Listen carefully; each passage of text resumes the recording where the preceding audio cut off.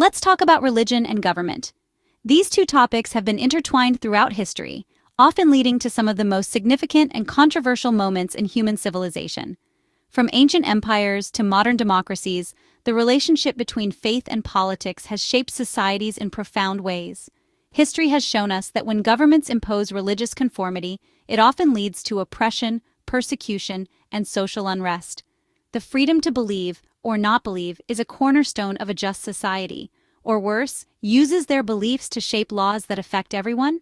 When lawmakers allow their personal religious convictions to dictate public policy, it can marginalize those who hold different beliefs and undermine the principles of equality and justice.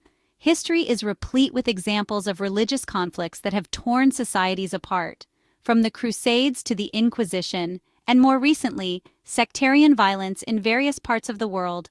The fusion of religion and government has often led to bloodshed and division. Maintaining a clear boundary between church and state can foster a more harmonious and inclusive society.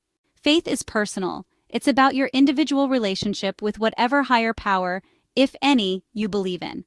Government, on the other hand, is about everyone, believers, non-believers, and those who just really don't care. Because when religious beliefs dictate public policy, someone's freedom is always on the chopping block. History is littered with cautionary tales of what happens when religion calls the shots in government. Remember the Crusades? And let's not forget the Inquisition, a centuries-long exercise in religious persecution. The founding fathers of the United States knew this all too well. They'd had their fill of religious tyranny back in Europe. That's why they built a wall between church and state. Some might argue that religious-based laws are about protecting morality. But whose morality are we talking about? Because more often than not, these laws end up justifying discrimination and even violence against those who don't fit into a narrow, religiously defined box. LGBTQ+ rights, women's rights, the right to think freely and love whomever you choose, all potential casualties when religion gets behind the wheel of government. Politicians have been known to use religion to manipulate and control. This isn't a new phenomenon, it's a tale as old as time. From ancient empires to modern democracies, the intertwining of politics and religion has been a powerful tool. A politician wraps themselves in the flag and a prayer book, invoking divine authority to gain trust and loyalty, promising divine favor in exchange for votes. They present themselves as the chosen ones, the anointed leaders who will guide the nation to prosperity. But let's be clear, they're not doing it for your soul or for the greater good. They're doing it for their polls. The ultimate goal is power, influence, and control over the masses. Throughout history, we've seen religious leaders endorse politicians, blurring the lines between church and state. These endorsements often come with promises of moral governance and divine blessings. Behind the scenes, political strategists meticulously plan how to use religious sentiments to sway public opinion. They attend religious events, participate in prayers, and speak the language of faith to connect with believers. However, history has also shown us that this manipulation can lead to scandals and corruption. When the truth comes out, the very faith they claim to uphold is often tarnished. This raises important questions about the role of religion in politics and the ethical implications of such practices. As citizens, it's crucial to stay informed and critically evaluate the motives behind political rhetoric. Many social movements have advocated for the separation of church and state to prevent this kind of manipulation.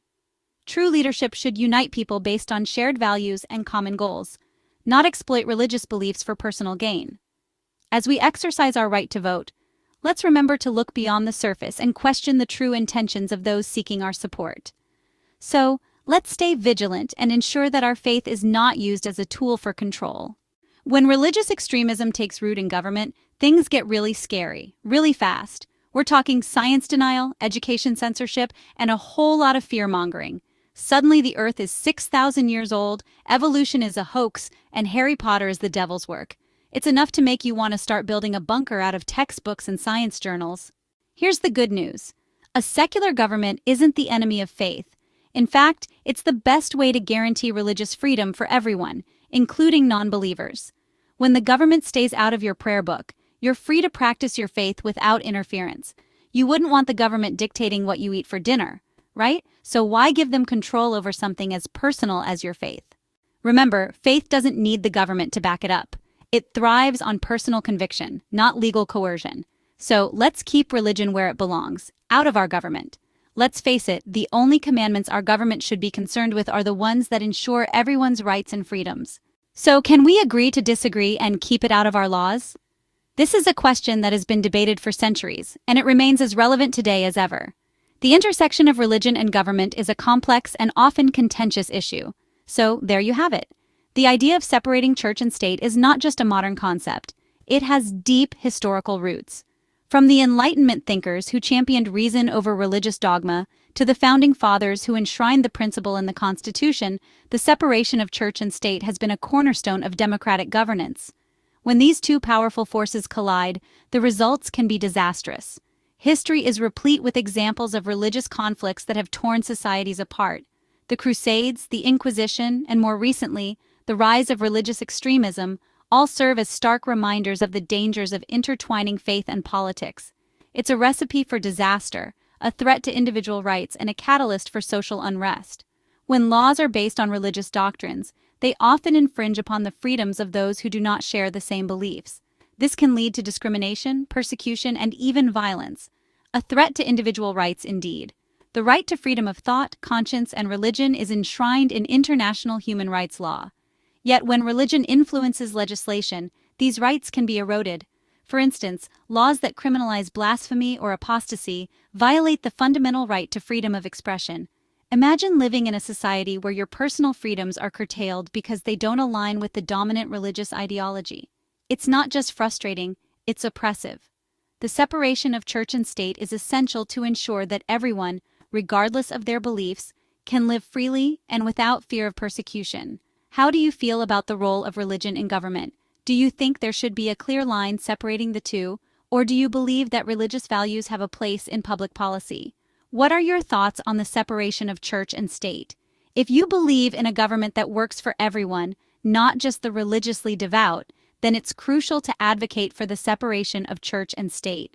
This principle ensures that all citizens, regardless of their faith or lack thereof, are treated equally under the law, not just the religiously devout. A secular government is not anti-religion, it is pro-freedom. It allows people to practice their faith freely, while ensuring that no single religion dominates the political landscape.